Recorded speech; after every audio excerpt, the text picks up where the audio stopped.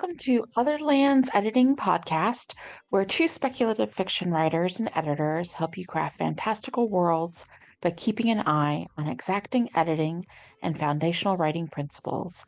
Every 2 weeks, we bring you interviews with other writers, advice on editing and writers' craft pitfalls, and reviews of popular media to help you grow. So sit back, relax, and join Margaret Bates and Midnight Voss as we discuss all things writing and editing.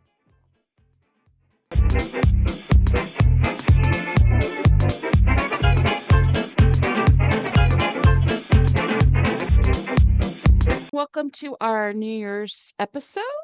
This is Margaret Bates, and along with Midnight Voss, and we're just going to be talking more about end of the year, or more accurately, the start of a new one and goal setting. Yay. So I get from that very excited laugh, you are not necessarily a goal fan, or it's not something you do a lot of necessarily, or just general feelings about goals, Midnight? Yeah, I don't know if this is just a Panther thing or if it's ADHD or what, or maybe it's just because I've been in academia so long, all of my motivation came from other deadlines. It's very external. I don't think I'm very good at setting goals, actually. I just try to keep up with onslaught of things that are happening to me. Talking about what my goals are for the new year, I sometimes will say I want to do this year, but it's not necessarily going to be long-term planning because I always end up having to moderate. No, I think that's fair. And I think that does come from both of our backgrounds, although yours is more extensive, are in academia, and a lot of the best laid plans of mice and men, go awry in that arena, or everything takes about 10 times as long, or especially I was coming from a psychology and science background before writing. You think your grant application is going to go through the way you hoped, and it takes the review board about 3 months longer to even get back to you. So I am used to that idea of sort of a subjunctive world of this might happen, but it might not, especially in an academic setting.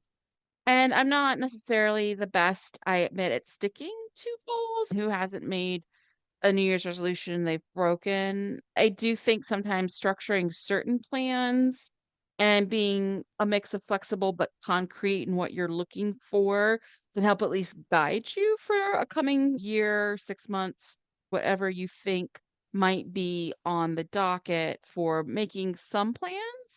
And then also with that caveat of man plans and God laughs. It's true. I do intermittently keep a bullet journal to keep myself getting things done and keeping track of all the things that I have to do, which means one of the things I need to do this week is actually set up my bullet journal for January so I can get all my class planning done. So it's not like there's zero planning. It's there are certain things that don't work for me. Like a pre-created planner is not something I'm going to use, period. And putting things into my phone of like this is the date that this happens, it just goes into the ether. I'm not going to remember. Yeah, and I can understand that. I keep a hand planner, like a physical one, mostly because, again, I'm back in grad school and it helps me to line up what are my big assignments for the semester mixed with anything I might have coming down the pike as deadlines for clients, or deadlines sometimes for appearances if we're going to places to Yeah. speak as authors or as editors or both. That does help me give it a glance and be like, oh, what's coming up?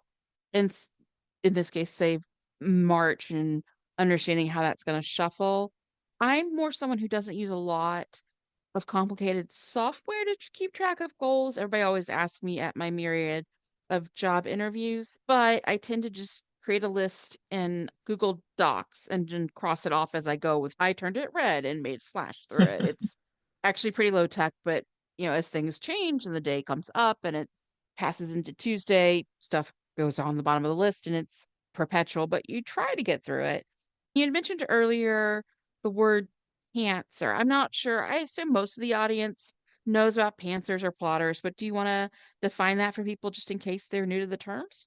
I think that the terms are sort of in flux right now because when the last time we went to a conference is they would have you give your little pieces of flair of whether you were a plotter or a pantser. And that really just has to do with it's your natural inclination to just jump into a story and start telling it, or if you're more inclined to make outlines and structure things from the beginning. And I do say I'm a pantser, even though I will come up with an outline at some point.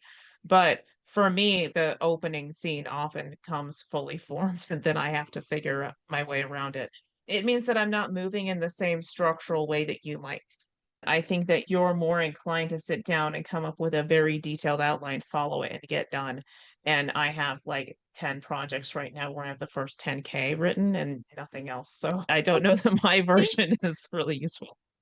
I have a balance in that. I mean, I am very much a pre-planner and a pre-outliner, and the outlines that I do are pretty extensive. To be fair, I also used to work as a contractor for a place where I got paid to write outlines for other people. So sometimes they wanted them to run about 30 chapters and then run by each scene within a chapter. So it would be each individual chapter once outlined would probably be 3 to 4 sentences, so maybe 50 to 100 words for each chapter. So then you do that plus like a cast outline, and I would give like a mini summary of about 2 to 3 paragraphs of where the overall arc of the book is going before breaking it down chapter by chapter and scene by scene.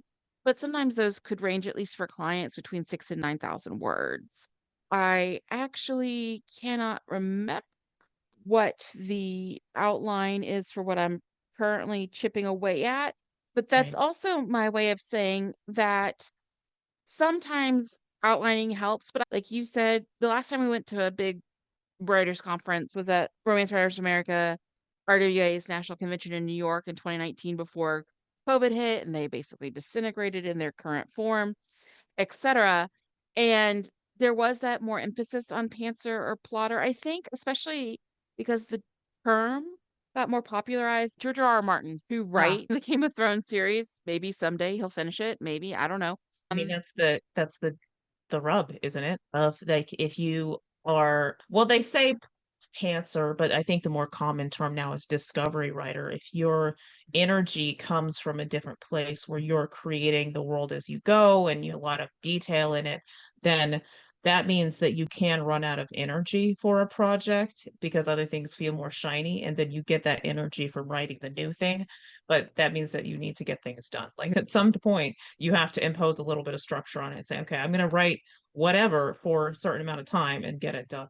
So it's a challenge. I'm sure there are challenges in your method. Yeah, and that's why I brought up Martin, not to slam him, although I hope Jimmy Carter lights a fire under his butt because eventually he's an old dude and he'll also not be able to literally finish the book, at least with a Ouija board. But he did make that term, the plot gardener, more of a common phrase, which really hadn't been heard before. And I think a lot of writers move to that style more that they're on a continuum of, oh, I outline or I discover, or as I discover, I get to prune things away and then add structure, which I feel is more what I hear from writers, from clients, from you. Maybe people really do start with very much a cold open, they just kind of dive right in. But I still feel there is this cognizance in the last 5 or 6 years of, even if feel like I'm a pantser, eventually I'll add some stuff back, or even before I start on my second draft, I will probably at some point know where my end destination is, all the way up Yeah, to someone like me who's much more outline centric. Or again, I come from science as a background. So in order to organize a lot of term papers and papers for journals and papers for theses in that domain, especially because it's so heavy on that, well, what was your setup of your thesis and what was your setup of your methods and all of that kind of rigid structure informed my writing both ways. So I think also if you're coming at it from more of a, not that I was in a hard science, I was in psychology, so people would say, well, that's not physics, but a science background or that kind of logical drill into you, that outlines might feel more familiar. But yeah, I just try not to adhere to it too strictly because there's revisions, or I'll realize writing through something where I'll still discover something and it changes the course of the novel, or an extra character beat, or then another character that wasn't going to be as important suddenly in the actual writing of it becomes much more crucial, and then things shift around. So I don't lock myself in necessarily once the planning is there, because sometimes things fluidly shift even within a first draft. Yeah, that's true. And the key term there is draft, is that you want to have multiple. And for the discovery writer, maybe as you're writing, you will come up with what the structure is. I was at the gym today and I came up with 3 or 4 major plot points for something while I was on the treadmill because my brain was free finally.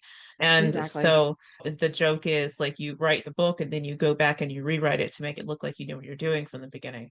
And so with you're doing that with the structure from the beginning of like you start out with very strong outline, then your challenge is understanding once you've deviated, how do I revise things so that everything still feels very organic? If you end up being the kind of writer who does have the outline and you stick to the beats and you put the plot before character, which is something, let's just say, maybe from Smallville, where you know that this plot point has to happen, so everything has to get in line with it, even if it doesn't make sense. That's really annoying. So, I think that's drawbacks, benefits.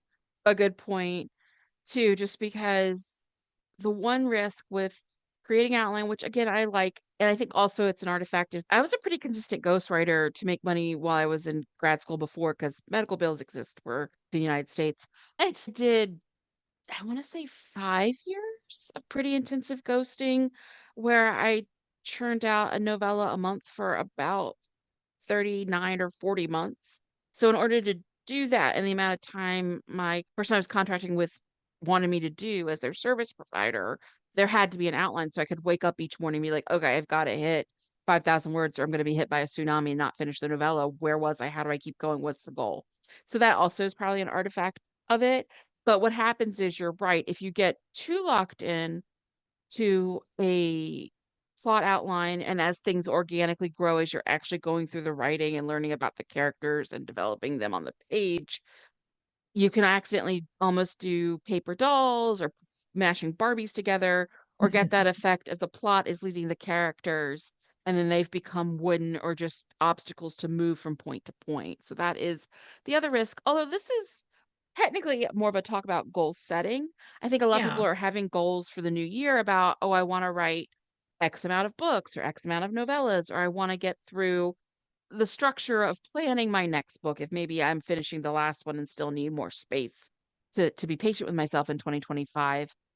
But I also think goal setting has such baggage with it sometimes because we're all used to setting goals at the beginning of the year or for your birthday, or you start a new school, or you move to a new town, or you're like, this is going to be the time I finally do X, Y, and Z.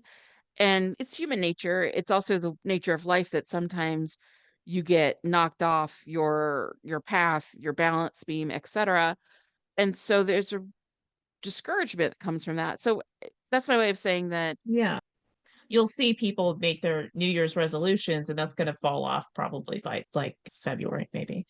So, how does goal setting actually work? When you come from psychology, tell us the psych stuff about it. Yeah. Well, a lot of if you want to on your free time, audience listener, Google it or look up the sort of the two grandfathers of goal setting research in psychology, and they've been doing it for about 40 years. I don't, they're probably retired by now. Some of the papers I I was going had to from them ask. was in grad school and back when I was there 9 years ago. Those were sort of their meta analyses of 35-year retrospectives of work. They've been doing this since the 70s, so I hope they took some time to retire. But anyway, Edwin Locke and Gary Latham have done a lot of goal setting research. And I think that because they were looking at it mostly for organizations like businesses and I suppose also for school or academic based settings, they've been spending their entire careers essentially trying to figure out what makes it more likely that someone will adhere to their goals and then succeed at meeting them.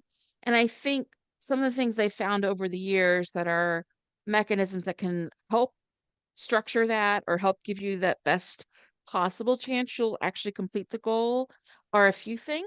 And first, they want, and we'll talk about this more when we talk about the SMART method of planning, but they want you to have specific goals. So if you say something like, oh, I want to, because it's the new year, I'm just going to be honest. So, I mean, trigger warning for diet culture. But if you're saying, well, it's January 1st, I want to be thinner, like, first of all, what does that mean? For some people, that means maybe I just want to lose 10 pounds of summer belly fat. Maybe it means someone like me who's in bigger type of journey where you just want to get more stamina up, and hopefully as you do that with consistent exercise, you also go down perhaps clothing sizes gradually.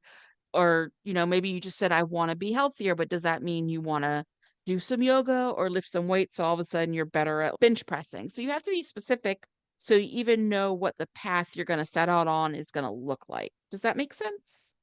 Yeah, it's like we have that one specific goal of getting the recumbent bike into the living room. Well, then it So we has can use smaller that. steps. Yeah, so like that, getting it in there and setting it up is a step along the bigger goal of working out more often. Yeah. I don't think I've ever lost weight from a New Year's resolution on purpose. And like any time that I've lost a significant amount of weight, I was actually sick.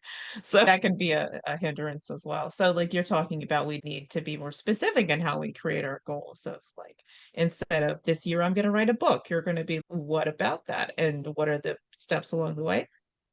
Exactly.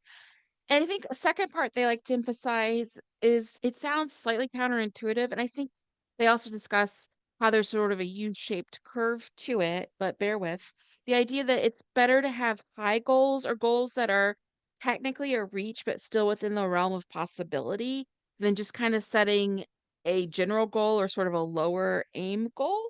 So, what I mean is, say you do want to write that novel this year and your goal is maybe something you feel might be easier, or a lower pressure goal could be, I will outline the book and write the first 3 chapters.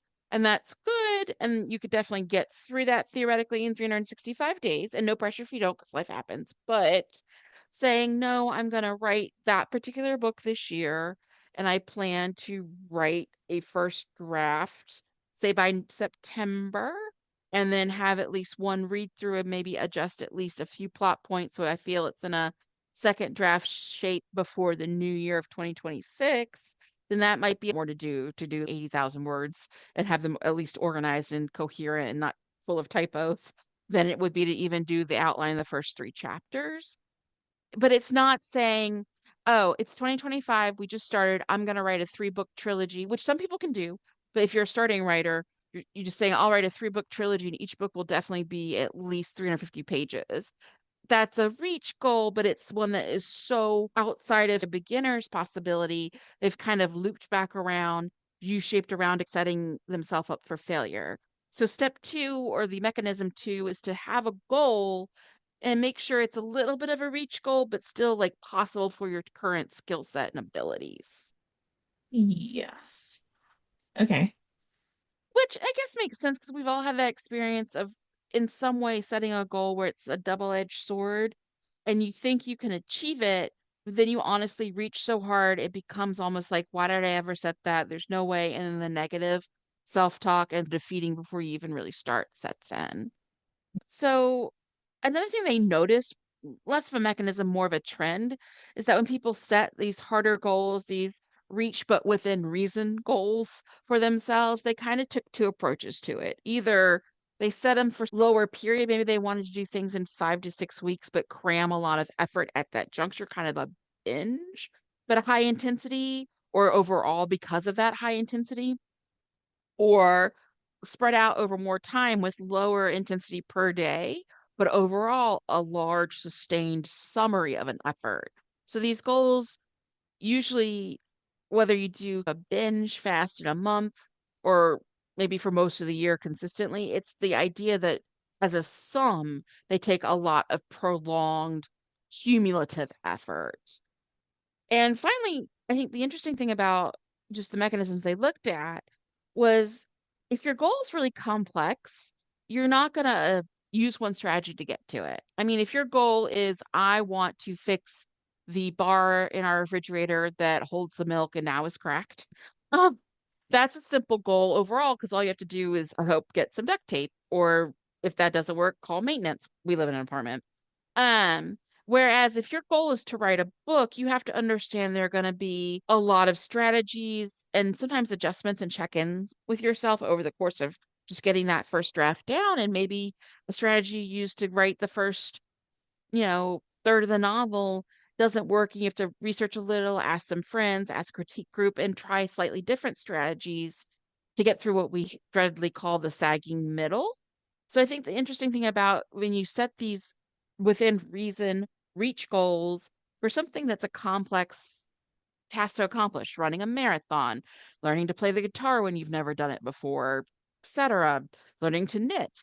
Like you have to approach different strategies and pick and choose what works for you both overall and at the time. So it actually gives you a lot of flexibility and learning. And then you kind of not only reach your goal if you do it successfully, but then you have a bunch of arrows in your quiver and skills and sub skills you've gathered together to help you complete that one big task. Which, if you just think about it from where we're coming from, with writing just a novel, there's so many skills you have to learn to build that. You have to learn how to do plotting, sure, but you have to learn about characterization and theme and dialogue and, structuring scenes and all these things. And there are little strategies for each individual bit that overall will give you, again, a plethora of strategies to choose from once you've gone through that process for one or two times and kind of gotten a rhythm for it.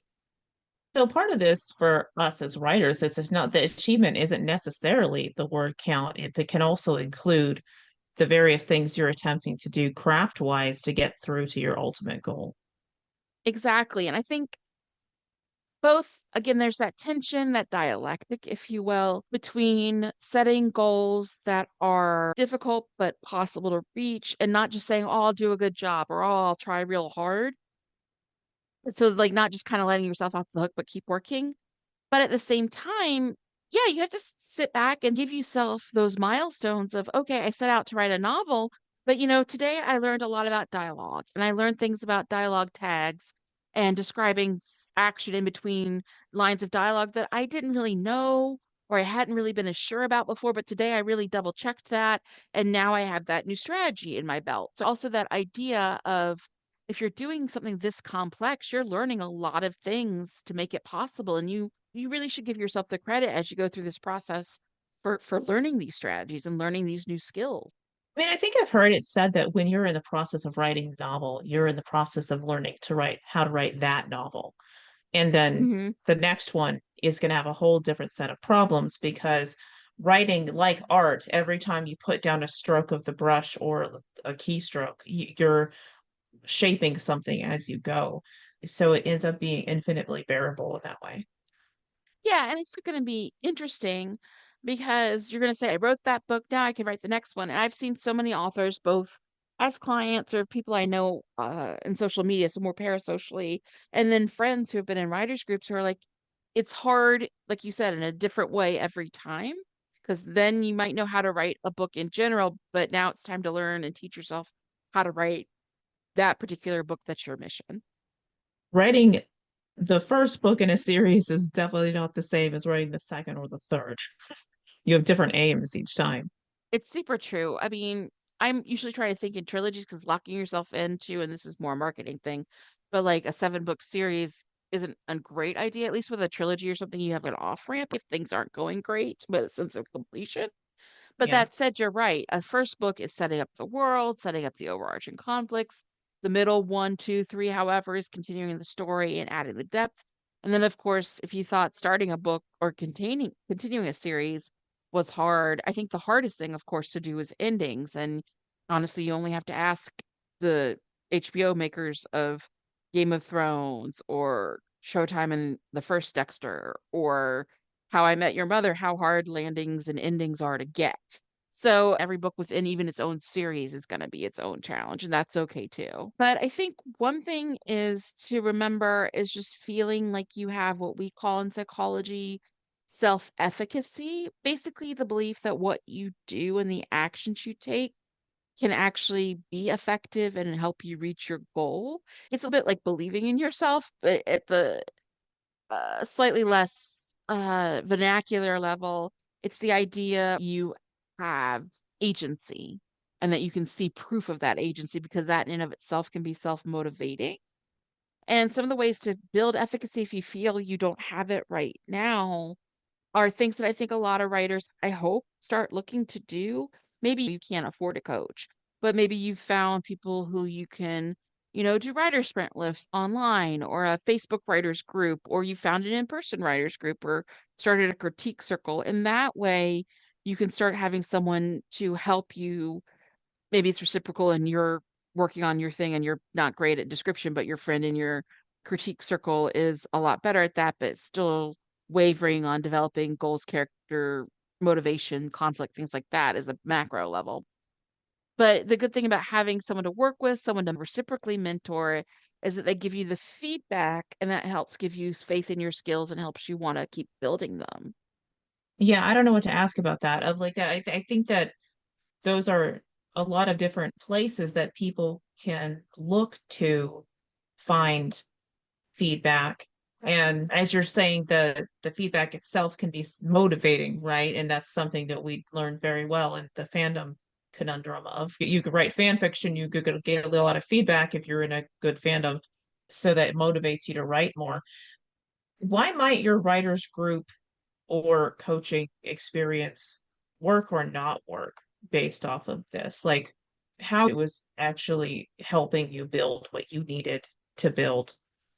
I think it comes from the idea that not just that the mentor or the, in this case, critique circle sort of companion relationship develops, which is important, but it's also what kind of feedback or support you're getting specifically. So you need feedback that has a critical component because obviously it's not going to help you to be only told the good things about what you're doing because you can't grow if you don't know weaker areas that need correction. So you need feedback that shows, okay, 4 weeks ago you weren't doing as well with punctuation, or we kept writing this one character as slightly unlikable, but you've pulled back on her sarcasm or something. Feedback from a partner who shows that I know you're progressing because I've seen this growth, but these areas, have you thought about, X or Y and how we can now start building on them? So it needs to show a critical analysis, but one that leaves room for faith, for showing faith in their abilities, but also that shows that you've come far already or you've made some progress. So if you've already done some baby steps, you can keep making those baby steps going forward. There's this level of honesty and support that you need. So I think sometimes when it isn't as helpful, like a coach is not a great fit, or maybe the critique group doesn't feel like it's as helpful, can be down to some of the feedback styles that are being used by your fellow critique group members. Yeah, I mean, we can do a more in-depth study of the writers group later. I think one thing that you're very good at when we've been in critique groups together is that you generally show that you have faith that people did something for a reason. And if something seems like it's out of the blue, then you're not going to say this seemed out of the blue. You're going to ask, why is this here? And is it doing this thing? Because if it's not, then I don't know. The way that you phrase critique can give that kind of support of I believe in you, but this didn't quite work for me. And if we get to the motivations of what the writer was trying to do, then that's good feedback. That's something where they can rethink it of saying, like, well, I like this part of this, I'm going to keep it, but I need to tweak something so that the reader gets it. That's the balance between saying there are some problems here versus I didn't like this or I didn't like that, and very emotionally based. It's a hard line to follow. Yeah, and I think with feedback, of course, it's going to be somewhat subjective Yeah. because it's someone's opinion. I think you are hitting some of that. I mean, and thank you. But what I try to do when I give feedback is I try and find a positive. I believe there's always some positive in something someone's given me because they tried and hopefully they had some skill they were good at, or at least an intention of where they were going. You're right. I want to give people that benefit of the doubt. But also, when I'm telling them what might be lacking, and that's literally the way I phrase it in my developmental letter notes and things, what might be lacking is the idea that I want to also give you, you may not take my suggestion if I say, your heroine's conflict with her mother is underdeveloped. Have you tried showing another argument between them? Or have you tried maybe a chapter that's from the mother's perspective, showing where she's coming from? And maybe they don't take answers A or B, but I've given them something as a takeaway to think, okay, I know this isn't how I'm going to fix it, but maybe if this gives me the idea to do C. But I don't like to give people criticism that doesn't also give you a takeaway or like almost like a homework to try and help them think of new ways for their revisions to go. I Yeah, think that's because helpful. even if they don't take that specific concept, sometimes, and I found this when I've worked with students, just in various writing situations, if you can give them some ideas of what's possible, they might think their way into what actually works for them. So, Exactly. of like, we need something like this or this. And then they're like, well, that wouldn't work because of X, Y, and Z. But if I'm trying to do this, maybe we could have the characters do this. So then you can jostle some thoughts out there of what you need to work with. And then you still feel like that person's trying to help you and not tear you down. And also, I think one thing with feedback is honestly, there's no one set level. Like what I think might be gentle feedback with someone could make them feel discouraged. I have definitely been there. I've been the person receiving feedback that has been harsh enough. It's sometimes from an editor I've actually hired or more like a proofreader that was like, oh, wow, I need a few days to think if this is what I'm going to even continue with my project. So there's always going to be the need for thick skin in writing. But I have found sometimes you can be in a critique circle, especially if some of the writers in it are newer to giving feedback, where they often are just like more hypercritical or more hypercritical on things that are personal pet peeves of theirs, where they might not even really know as much about the particular genre you're in, or where they give feedback and they go, I didn't like that, but then it's crickets when they go, I think you could do X to make it better. So not having that scaffolding or suggestions of, well, maybe try this can be difficult if feedback's more just, I don't like. Yeah. I think about that one time when we were in the group where we were talking about something that was a trope, and she wasn't aware that it was a trope. So that's the issue, is not that she did it, but that she wasn't aware of it. And it was one of those things of let's just kill the bisexual or the slutty bisexual. And so the way that we talked about it was more like letting her know that this is a trope that people may not respond well to. Actually, it was the cheating. It was the cheating thing. And so just giving her that, of letting her know that that does happen to be a trend, allows the author to think about how they're going to deal with that trend. So it's not just, I don't like this because it's stereotypical. It's that this is a trend that we as authors need to be cognizant of. There's so many bisexuals. I can't keep track of which ones show up. Yeah. Um, but And I was gonna say one thing is I'll just harken it back because of our duo. I'm the one who handles the romance books the most. yeah. But I promise you, if someone tells you if you presented what you hope is a romance for critique, whether it's an editor or just a friend who's a beta read partner, and they say, I see you have cheating in this book, and the heroine or the hero are the ones who cheated, that's not going to work. They mean it. There are just some like tropes or plot lines that certain genres and subgenres will not tolerate. And I don't understand. Eventually, we'll come back to this because it always kind of loops around as, well, that's weird, Romance Landia. But for some reason, the hero can be a genocidal person who has worked for the Confederacy in the Civil War, or been a Nazi, or been a cavalry soldier at Wounded Knee, etc. And he could be forgiven for doing an oopsie that's, literally murdering people who are from marginalized groups that were disadvantaged under his boot. But if he cheats on the heroine, that can't be forgiven. And there's a lot to unpack from that. But if you're getting advice from someone who already has more experience in romance and they say, do not let your heroine or your hero cheat on each other, your heroine cheat on your heroine, your hero cheat on your hero, your non-binary poly arrangement where someone cheats outside of the arrangement. Cheating is just bad. It just kills a romance book altogether. And it just is that way. I know there are probably other genres that have other things that are like, no, you can't do that. But that is honestly the line. I would say that horror can be transgressive and can kill children and can kill animals and pets. I'm honestly going to say that if you're doing that kind of horror that goes over that line, whether it's a film or a book, even nowadays, you may want to make sure at least your branding is spot on enough so people know, oh, this is one of those ones that's so grim dark a child dies. Because if you don't prep people for knowing that all bets are off, you can get some pretty upset readers. But in romance, it really is the ironclad rule that if you do this and someone who's supposed to be the heroic character or our protagonists end up cheating, you're done. Like your audience has just quit you already. So that happens. So sometimes if you're not aware when you're a newer writer or a newer writer within a Yeah. genre and someone tells you that, it can feel disheartening. But from the person who's giving you that feedback, they're coming from the school of, I've been here, I've been around the block, I've seen other people try that or try to be inventive with it. Every so often, you see that debate on Blue Sky or whatever of what does a romance really need a happy ending? And it's not people trying to dogpile on you, or in this case, a feedback partner trying to dogpile on you as much as saying, I've seen this happen before. I know it just won't work. You can't, in this case, reinvent this particular wheel. So that can be hard to give as feedback, but also sometimes hard to take if you don't yet know what you don't know. Yeah. So let's say we've got a good mentor and a great writing group, and they're very good at balancing the critical with the positive. What's the best way to set your goals? Well, there's an acronym. They use it in industrial and organizational psychology and just in general in human resources. But the acronym is SMART, SMART, for setting your goals.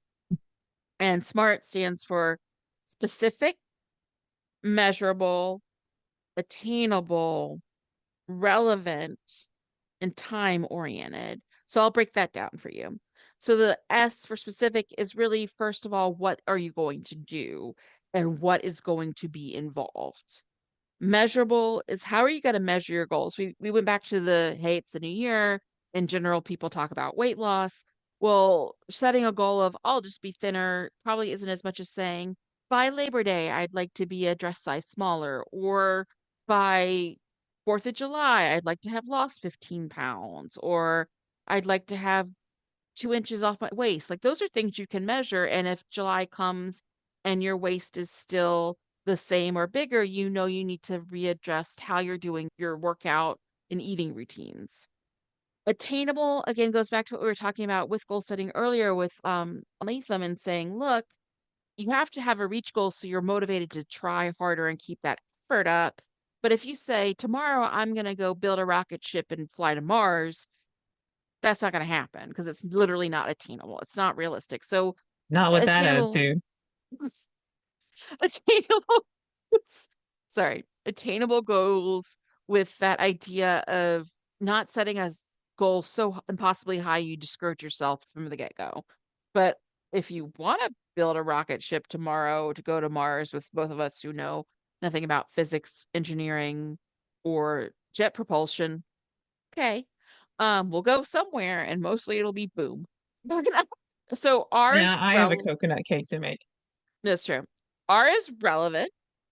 And I think sometimes people set goals, but I don't know if sometimes they set the goal at the time that is what they need. And again, I'm going to give an example in a second to apply all of these, but sometimes you have to ask yourself, is this the goal I should pursuing right now? Because the truth is, and I've been doing some graduate research on this as well, they're related, is that I've been looking at a lot of values that people hold and how that influences their reading. But the thing about values is you can only have so many values that are dear to you because you could only think of two, three things at most that are the most important to you. Like when you set a goal and you're going to go through a smart goal system to pursue that and hopefully achieve it in 6 months, in a year, in 5 years, it's going to be one of your priorities. But not everything can be your priority, or by definition, they just become stuff you do and nothing is more important than the other thing. So if it's relevant, you're like, well, is writing this book really the thing I need to do today? Or do I perhaps want to, because my goal is ultimately to only be traditionally published, which is a valid concern.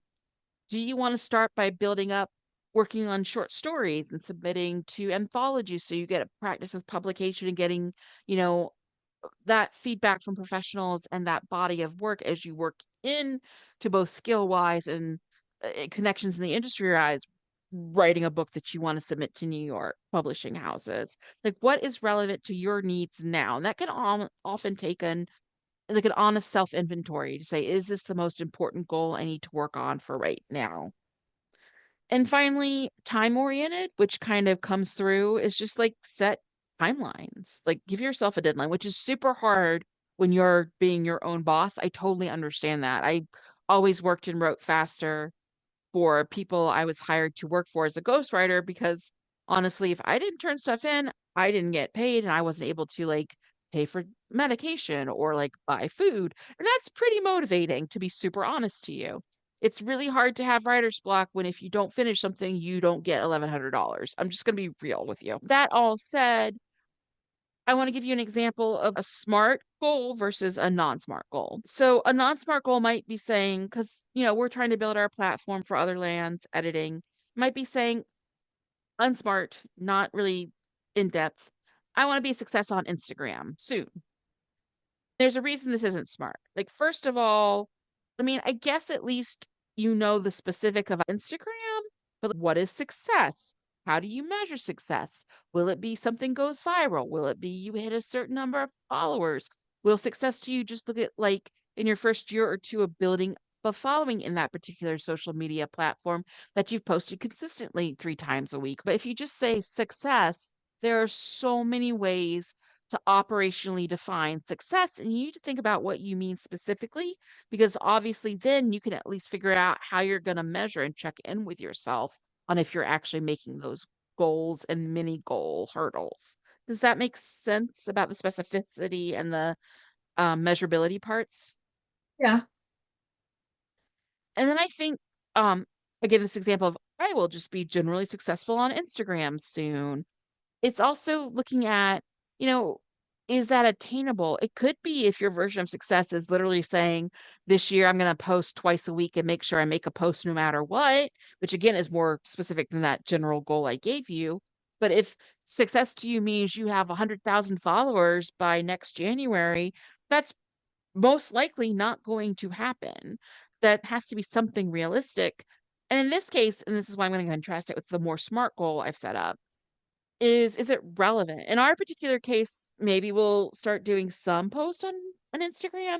Maybe we won't. There are different social media platforms we're focusing on more now, whereas this is sort of the podcast content marketing side. I know that Midnight started doing Tumblr posts with our stuff.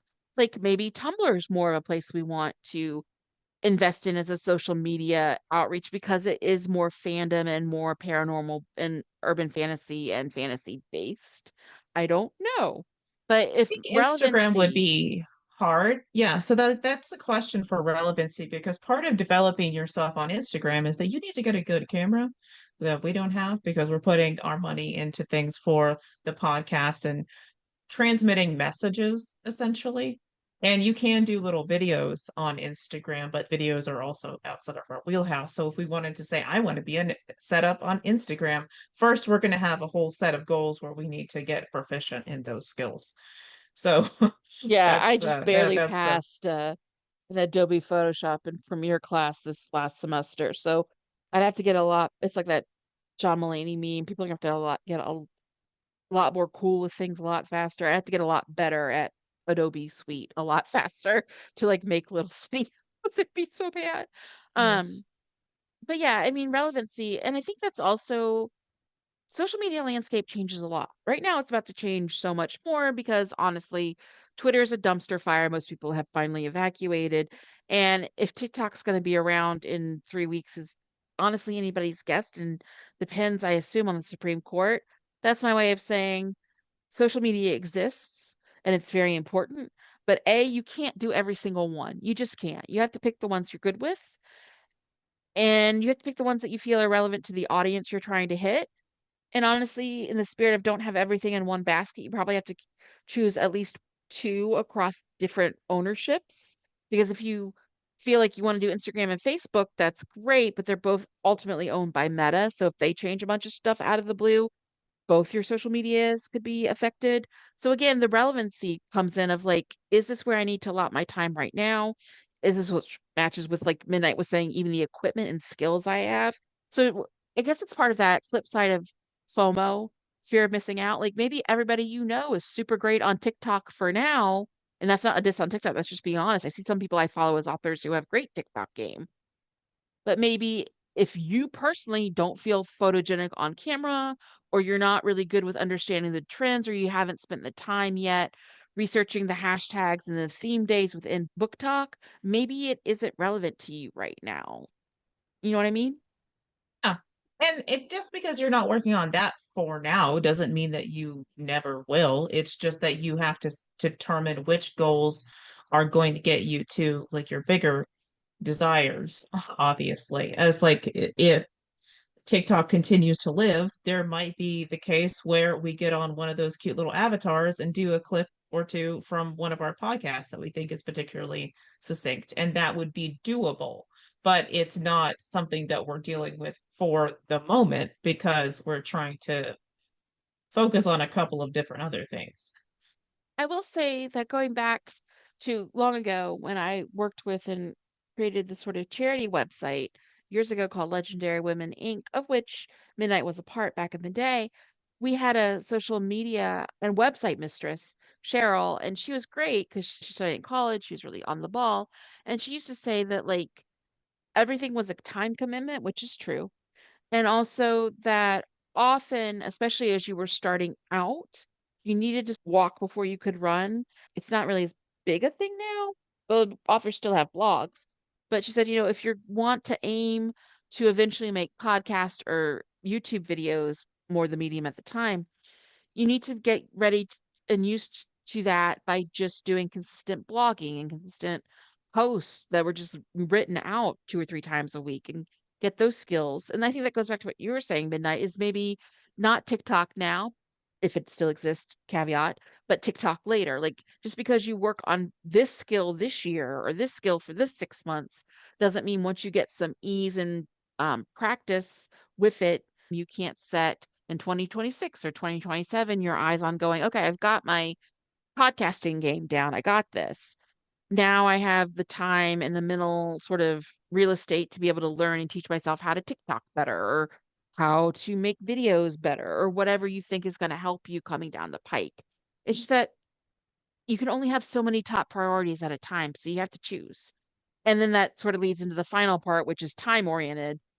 When the sort of blanket goal I threw out as an example of I will be a success on Instagram soon, soon isn't a specific time. It doesn't mean anything. It's ultimately subjective. My soon could be 3 weeks, whereas someone else's soon could be 9 months. You need to decide what your time parameters and breakdowns are. So Yes. for me, in contrast, just as a hypothetical, although it couldn't be a bad goal, I was looking at saying, okay, what's a smart goal that might be something applicable to other lands editing as we expand our little baby social media and our little baby content media strategies and content marketing? And I was thinking, okay, well, right now we are focused on the relevant part to us is podcasting. So maybe what I want to look at is saying my smart goal would be within the next year, I want to build up the social media following or the media following for the podcast on Spotify, on an Amazon Music. I want to have 250 followers across those two platforms combined by next January 1st, 2026. So it's specific in that I know which platforms. I'm really going to focus on followers and gaining followers who subscribe to us on Spotify and Amazon Music. It's very measurable. I can count followers. If I get there and I have 100, I know 100 is less than 250. It's hopefully attainable. Like, I didn't say I'm going to get, 3,000 followers or I'm going to be Joe Rogan next year because that is both not a goal in my life ever, but also not attainable to be, top of Spotify charts if I just started or am just learning to podcast literally this last few months. It is relevant because between Midnight and myself, we've worked on thinking about how are we going to create our brand, how are we going to build our platform, and we'll recheck it in a year, recheck it in 6 months, recheck it in 2 years, etc. But for right now, podcasting is one of the main ways we want to work on our sort of platform and media. So if I were someone who did have an amazing camera and had really good photography skills and was pretty good at photo manipulation, maybe I would be starting out instead with Instagram. It's again what was relevant to me and my skill set and Midnight's right now. And then time in a year, I'll see if I have 250. But when I was talking earlier pre-show with Midnight, she's like, well, how do you check in the interim? A year is a long time. You could do quarterly checkups and see if you're really falling behind every 3 months before you look at your final ultimate goal for reevaluation in January. So again, setting a deadline, but also sometimes setting in smaller hurdles or in smaller checkpoints to see A, if you're on track, and then Yeah. also looking at to see if, okay, well, I got to June and I had 100 the first 6 months or the first 3 months, and then I only had like 25 sign up between March and June, what am I doing wrong? How can I get back on the right trajectory? But again, because it's a SMART goal, it's something that I can check, that I can see, that I can readjust strategies, try different strategies if I'm not hitting the benchmarks. And then I know what it looks like when I get to my final deadline and go, well, that didn't work. I was able to get 200. How can I do better next year? How can I jostle this? But if you just have something super vague, you can't ever really tell if you're failing or need to do better, and you can't really decide how to readjust strategies to meet those goals. It's really about almost thinking about it. I hate to do this to people as like a science project. You need a baseline, and then you need to understand how what you do and what variables you're manipulating is improving, hopefully, things and adding to where you were at baseline. And if all of a sudden you get 6 months down the line and your New Year's resolution again was to lose weight and you've gained 30 pounds, or your New Year's resolution was to write a book and you actually haven't started even opening up your Word docs, etc., then you know you need to readjust. Something's not working for you. And I guess that brings me to the dreaded question everybody asks. But, and you could ask me this too, so I can be under the hot seat and the, oh gosh, they're going to check on me in a year. But Midnight, do you have any type of goal you're trying to set, whether it's as an author, as a editor, just in general over the next year? Yeah, I tried to think about this of what would be something, and I don't know for sure what I want to work on this year. So this is speculative for me.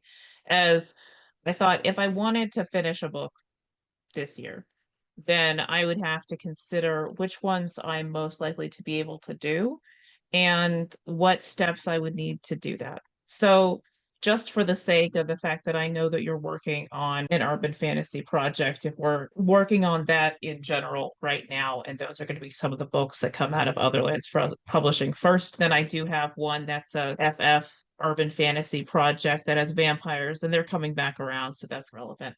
And I picked that one in particular because it's right now at 36.5 thousand words. And so I have like the first third, and it is a goal that could be specific of saying I could get to 75K in a first draft within a year, possibly. So I do think it's an attainable goal if I have the time because I have the first third and I have the basic seeds for the ending planet already. Because that's how I do. I write the intro and the first section and I rewrite it and then I rewrite it and then I get bored and I write something else. So um That's to a good goal because yeah. you know you've already got a chunk of it worked out. You've got a chunk that may feel less overwhelming with everything else you have to do than doing something all the way from scratch starting on January, you know? So it's Yeah. also meeting yourself where you are, which I think is important. Yeah, I'm just iffy about whether that's relevant to what it is, but I don't think it actually matters which one I finish first because all of them end up being series anyway. So, like, I'll be writing a bunch of first books and then moving on from that. Although, hopefully, if I do the Pride and Prejudice and Romantasy one, then it will only be one. Um, Oh my because gosh, yeah, that makes I don't know sense. that I do have an opening for that. Like, I have two chapters, and it's all in Jane Austen style. With fantasy and like fairies everywhere. Anyway, so either one of those would be relevant right now for the trends, but honestly, I don't have enough concept on the other one to just go forward. So like that would probably be the best one.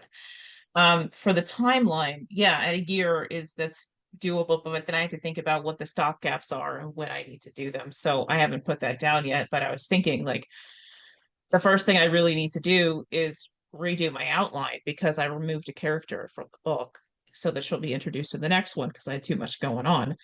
That means I need to redraft. I know the beginning because I wrote it, and I know the end because I know where how they're going to win. But I need to rewrite the outline first, and maybe say March is about the time when I need to have an outline done, and then set up a new goal for when I can get the middle section written. Maybe by September or October, have a draftish thing out there so that I can start looking for someone to swap with and annoy into reading the manuscript. So that's my thought of how I might set that out. I chose that because I know a lot of people listening to this are probably writing books and thinking, okay, well, what could I do to get this done book written by the end of the year? So that would be how I might do that. And with me, I am finishing the back half of an urban fantasy that has been talk about having goals and then having to start sometimes because life gets in the way. But I started this book at a retreat I went on in March of 2023. And in the interim, I had a couple of annoying bouts of bacterial infection, and I went back to grad school again. And, you know, my puppy got real sick in November. So I've had some starts and stops. So it's about 45,000 words, which is good, but I have to go back and honestly remember where I was because the last time I really earnestly looked at was in September because of just school is hard, sick puppy is hard. That's my way of saying I want to finish a draft of this and get it hopefully good enough to be in a second draft form to send to a swap partner around Valentine's Day or someone I know who can beta read for me and give me some at least thoughts on it and then work through continuing to get that into good shape. But also because Otherlands is both fiction and nonfiction, I am working with Midnight on revamping a workshop I used to do and give at forums and things. But now I'm looking at what I have. She was kind enough to get me some books and her family for Christmas to help me continue that research to give it more of a backbone than just reading some web pages or some articles could do, to give it a lot more backing for the history and sort of the theory behind it as I rework it. So I guess that's my way of saying the other goal I have for this year, writing wise, is to, look that over, figure out where I'm going, get the notes, get the backing, and revise what is a workshop format into a a book that's going to be hopefully 30 to 50,000 words, depending on how much it ends up being and how much gets reboned into it. Probably closer to 35. I don't know. We have to hit a certain number, listeners out there because there has to be a certain thickness of the pages literally when printed out to bind it if you want to sell it as a paper book, and we do. So it has to hit a certain level or else it literally can't be bound. That's the inside baseball of that. But so I guess my way of saying is one goal is to finish and get into a good, hopefully third or fourth draft stage, the urban fantasy this year, and to get the book on adaptation written and revised and published into a physical and online form. I would like to do it by October this year at the latest, just Yeah, I was thinking because that was kind of ambitious, but that would be the time that we would want it in hand so that we could take the it with Maryland Romance us. or Writers Association annual conference. That's Yeah. a doable goal because we've both written those classes, right? It's more Like we about the tend to revision write out a lot. It's stages. a right revising it into something that someone could sit down there and read and then have a couple of exercises or whatever. For some of it, Exactly. I don't know that you need exercises, you just need thoughts. Because did you mention what the topic was? It's on fan Is fiction. it a Well, technically, it's surprise? on adaptation because I taught a workshop for a couple of times around is on fanfic adaptation in both an ethical way, but also in a way that really does work on scaffolding in your own world building and character building so it doesn't feel hollow. Not that I love fanfic turned professional fic. I like the pool to pub. I followed authors way back, I would say at this point 25 years ago, who are Buffy online fanfiction authors and eventually became writers of indie fiction that was vampire based and etc. So that's something I disdain, but I am saying that when you take out identifying features to make it so you don't get sued, let's be honest, sometimes you end up without having the reason behind why. Basically, my way of saying it's an adaptation. Yeah. So uh, when you take things out, you've got to put something back in that's original, or else it falls flat and feels like a photocopy of a photocopy. So it's about the idea of building in your own original ideas into that so it doesn't feel hollow. Yeah, essentially, like we're starting from the concept of that reiteration, but we're also like the relevancy of the project is that there are a lot of more people who are asking for just like let's have some fanfic from Wicked with the serial numbers filed off. So it can be more useful for people to have that to work from, to read about and think about what they're doing. because it was useful as a class, but I think people were shyer about it back then. But we are in that kairotic moment where people are like, yeah, oh, we can use these fan bases because people are looking for a certain dynamic. Those ideas worked well together, like the structures that you use within redoing fairy tales, which is very popular, and when you're using the same tenets from various other stories, aka fan fiction. I think it'll be a relevant project, and hopefully we'll get it done over the summer so that we can take it Yeah, along with us as we talk to people. exactly. And I think just as a wrap up, some important things to remember are you can only make so many priorities a priority at a time. It's just a physical fact of life. So, really think as you set up your New Year's, what is one or two goals that you really have that you value because you can't be everywhere all at once and you can't do everything all at once. A, it won't create quality, and B, you're going to make yourself crash. And then also, I think two other things to think about from my end are life happens no matter what you try and plan and do. So you have to be patient with yourself and allow those crashes and then allow yourself to get back up. And that's super hard. I think that's why gyms have such bonkers business in January, but by February they're ghost towns again. It's like if you don't see results immediately, don't quit. Just keep going and putting in that consistency if you can. Yeah, that's true. All right. Well, thank you for joining me and thank you for talking about goals. Sometimes it can be annoying to talk about because there's baggage of the times you failed with New Year's resolutions, which is a human for most of us, is many of them. But I appreciate you being here today, Midnight, and we'll see all y'all in the audience in a couple weeks.